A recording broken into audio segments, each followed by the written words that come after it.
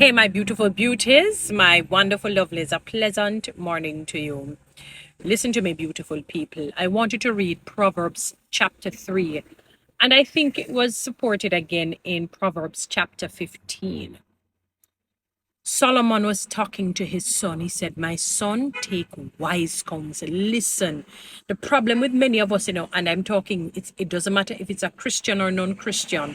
Sometimes when people feel like they have arrived, they feel they can't take any telling. There are times I may post something and people will send a comment and say, oh, this is not so. This is the correct thing. And when I sense that you're coming from a good place, even if I feel that you're not coming from a good place, I will just take the correction and I will say, thank you for that. No, so on, so on, so.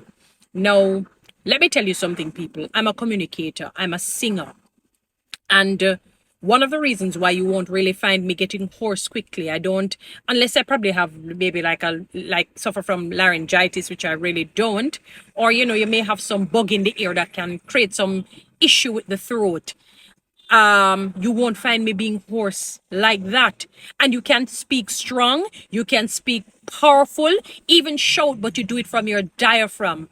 What has happened with many people, why lymph nodes grow on the in the vocal cords, is that they're screaming from here and their voices are strained. After a while, you have a permanent hoarse sound because you're not placing your voice correctly. You need to speak from your diaphragm, even if it is that you're going to speak strong.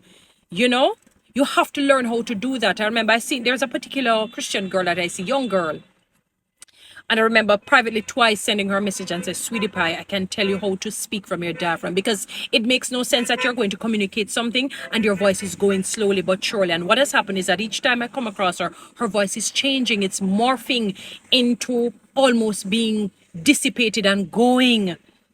The Bible says use wisdom. The Bible says take wise counsel. We serve an intelligent God.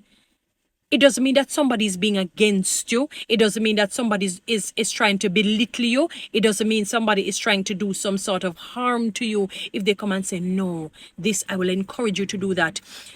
In the New Testament, there is a preacher by the name of Apollos. And when Paul and the disciples they were listening to him, they realized, I say, this is a good man, but he's not preaching the full message of Christ. He doesn't understand the resurrection, so I'm going to go to him nicely, respectfully, humbly. And they did and helped him out. He took counsel because he didn't know it. Remember, the Bible says we know in part, we prophesy in part. So in other words, no care how bright you are, you're not going to know everything, only God does.